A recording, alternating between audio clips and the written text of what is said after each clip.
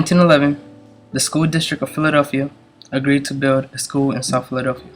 In 1900s, Philadelphia population was about 1,300,000 people. By 1910, there were 250,000 more people. By 1920, there were nearly 1,900,000 people. Immigrants from Eastern and Southern Europe and African Americans from the Southern U.S. were moving to Philadelphia. South Philadelphia had many immigrants. There were housing and jobs. Two new immigrant groups were Italian and Eastern European Jews, immigrants with craft skills, and people who wanted to stay in the U.S. were attracted to Philadelphia. These included families with children. From 1900 until 1920, almost 25% of Philadelphians were immigrants. Philadelphia's African American population doubled 63,000 to 134,000 from 1900 to 1920. As Philadelphia's population swelled, more students wanted to go to school. In 1903, children participated in strikes in Philadelphia for shorter work week, from 60 hours to 55 hours. In 1909, Pennsylvania passed stricter child labor laws. The legal working age was raised to 14 and youth could not work more than 58 hours a week. There was a need for more schools. Philadelphia schools were so overcrowded in 1909, 1/3 of Philadelphia's children could not attend school. In 1911, a school reform law was passed allowing the school district of Philadelphia to borrow money but not raise taxes to build schools. On December 10, 1912, the school district of Philadelphia awarded the construction of the H. Howard Furness Elementary School for the cost of $480,000. That is approximately $11.5 million in today's dollars. In the early 1900s, public schools were changing. Neighborhood schools became the center of the community. Schools were sites for healthcare, job training, concerts, community gardens, and evening lectures for adults. Philadelphia added dozens of neighborhood schools from 1905 to 1915.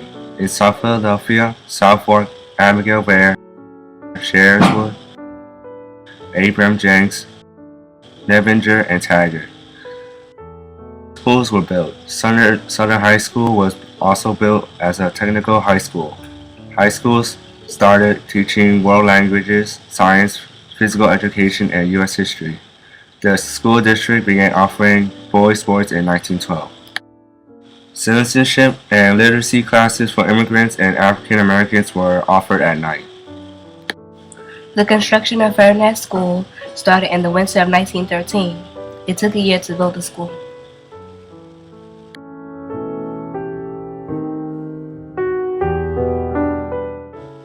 Furness School opened on January 22, 1914. It was named for Howard Horace Furness, a Shakespearean scholar and humanitarian. H. Furness was born in Philadelphia in 1833. He graduated from Harvard University and became a lawyer. He raised funds for relief during and after the Civil War. After the Civil War, H. Furness focused on scholarship. He published 16 books on Shakespeare and received many honorary degrees and awards. In 1909, he was the first Pennsylvanian to receive an award for academic achievement. He died in 1912. In 2 years, Furness School was named for the Shakespearean scholar. Furness quickly became a popular school. By the fall of 1914, it was one of the largest elementary schools in the U.S. It was overcrowded. Furness had 2 shifts of students a day. Half of the students attended in the morning and half in the afternoon. In June 1917, Furness graduated 129 pupils, one of the city's largest schools. The supervising principal was Thomas J. Johnstone. Class valedictorian was Albert Smith.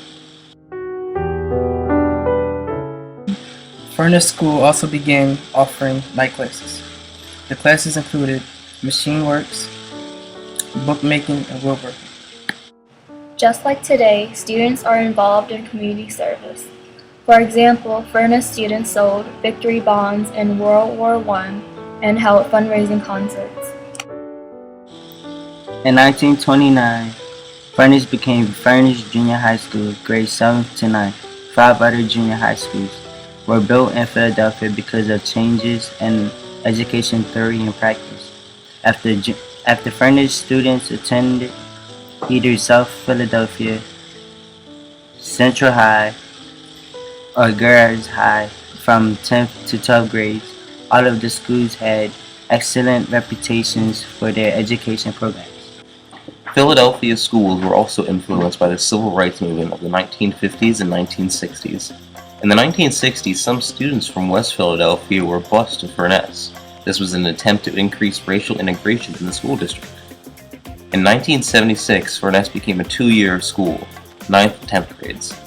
Students went to South Philadelphia High for 11th and 12th grade. As federal education laws changed, so did Furness. An English as a second language program was started as more immigrants moved to South Philly. Furness also became a school for students with diverse learning needs. U.S. foreign policy also influenced Furness. In the early 1980s, Furness changed from a school about 70% African American and 30% white to Asian students, including refugees from Vietnam and Cambodia. I remember it was in, I'd probably say the mid-'80s, my mother came down from New York. And at that time, we could bring whoever we could get to go on field trips. We went on a lot of field trips. And I remember my mother entering the building and crying. And I was like, you know, Mom, why are you crying? And she says, I'm crying not for you, but I'm crying about that your students think this is what school in America is. Mm-hmm. And this isn't what school in America should look like. Yeah. That this building, you know, should not be what school's all about. Mm-hmm. But I see what really makes the school the people, not the building. In 1986, Furness was declared a National Historic Site. In 1989, Furness added 11th grade. A new chemistry physical classroom was constructed. What memory I had was when Furness had its first graduating class. Again, we were 9th and 10th grade from 1980 until about 1989. So our first graduating class was 1991. And I remember Ms. Coleman, she was the class sponsor. And that was a big event to see the kids go through 9th to 12th grade and see them graduate. In 1990 to 1991, the first class of seniors graduated from Furness High School. In 1990s, Furness started a law academy and expanded clubs and sports. In 2000, Furness had 1,193 students. Today, there are about 700 students at Furness. What makes Furness unique? I think what made Furness unique back then is the same thing that makes Furness unique now, the multiculturalness of the school. Mm-hmm. When I first started, it was about a third white, a third black, and maybe they called the other third other, which was a mixture of, you know, different Asian groups, you know, Chinese, Vietnamese, and whatnot, and a few of even more other. As I, have been teaching here for these many years, the uniqueness is the diversity. To look and to see students coming from various cultures, working together, being friends together, studying together, in the halls together. So it's a real positive, and that's one thing that, Furness has been very, very special because of the diversity, and it continues to be today. Furness has changed and stayed the same since 1914. Its motto, a diverse school for a diverse world, was apropos in 1914 and is apropos in 2014.